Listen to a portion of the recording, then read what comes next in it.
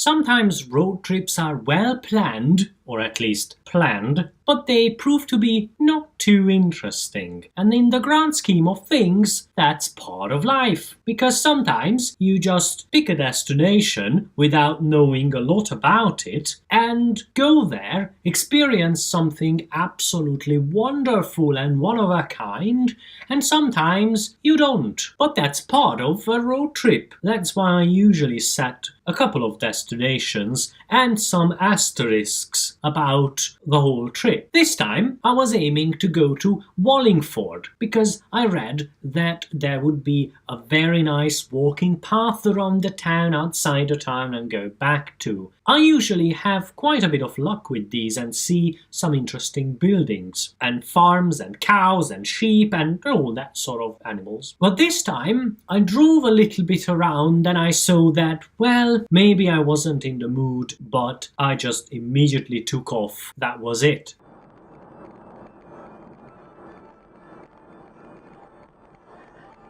As I was driving around, I did find a very interesting place where I could take a little hike around fields, and it was quite beautiful.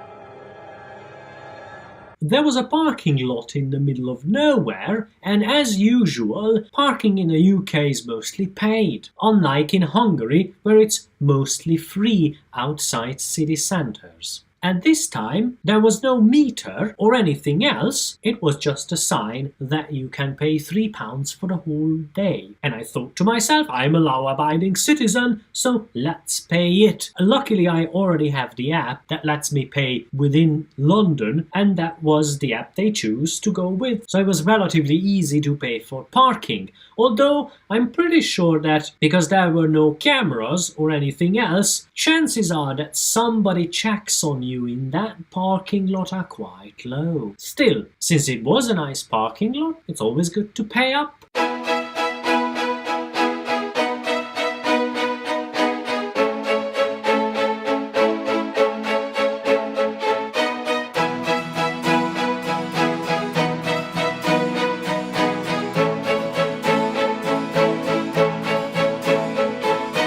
And as I was walking around, there were signs to guide me through the whole process of walking, instructing me to look up the sky to see some red kites, which are birds, I thought to myself. And I was not wrong, but it was almost raining and a little bit windy, so I was not able to spot many of these red kites. But apparently there are at least 600 in the area.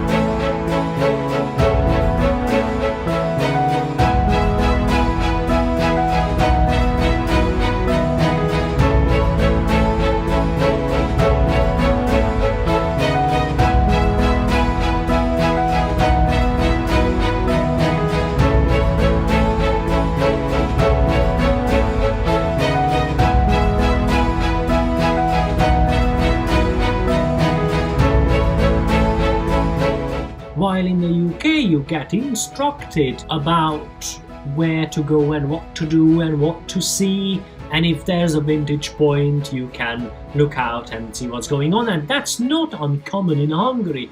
But hiking, the way I am used to it, is about following signs that are painted on rocks or on trees, and that's Hungary for you.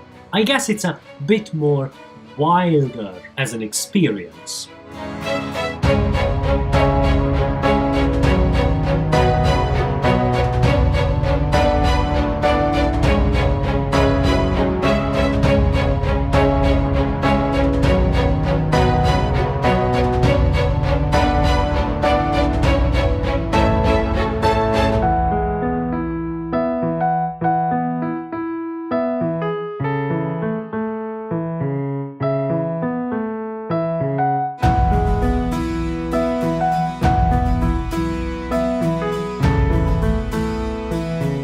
quite enjoy to discover these tiny differences in everyday activities regarding these two countries, I mean Hungary and the UK. What I also like to do, and I've stated this many occasions, I do love driving in the UK. Not on the motorway, because that's just as boring as in other country, but on scenic roads or country roads, even if they are not in the best area. Because I'm new to the country, everything is the best, at least now. Probably in about a couple of years, I will have preferences when it comes to scenic routes to take and could advise people on where to go. But the truth is that for the newcomer, every road is quite scenic. So even if I don't get to a very interesting destination at the end, I do enjoy the driving part.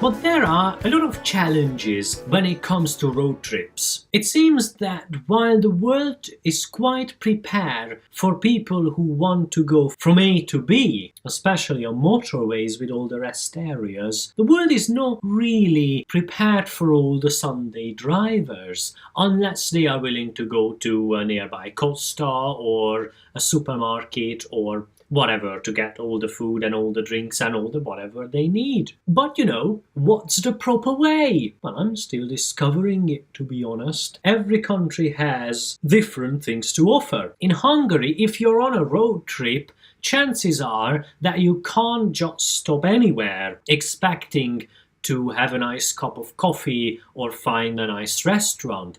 Here in the UK, things are a little bit different. But since I enjoy spending my time outdoors as opposed to indoors, I often just go to a supermarket nearby, grab some food, probably a meal deal, a sandwich or something, and then I'm on my way to my next destination.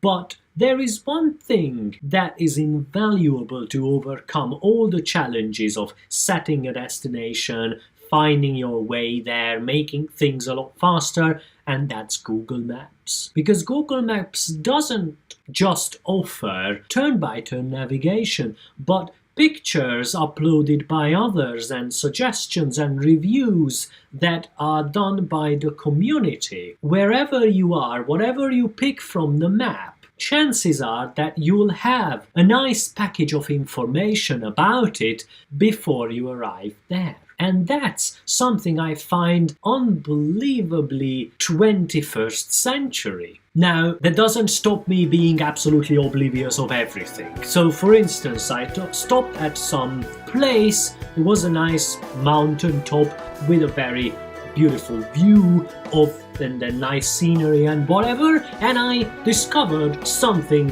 on the hillside that turned out to be an animal which resembled a lion.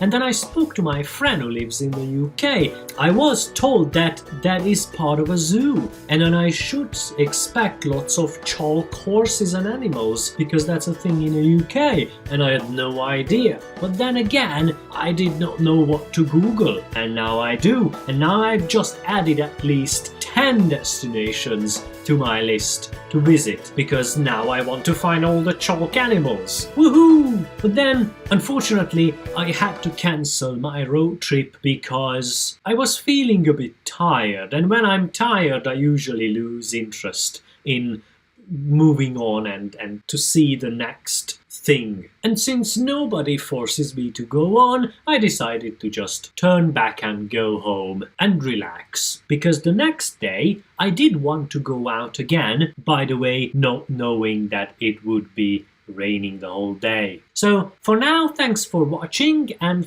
stay tuned for more adventures, or whatever you want to call them, soon. Goodbye.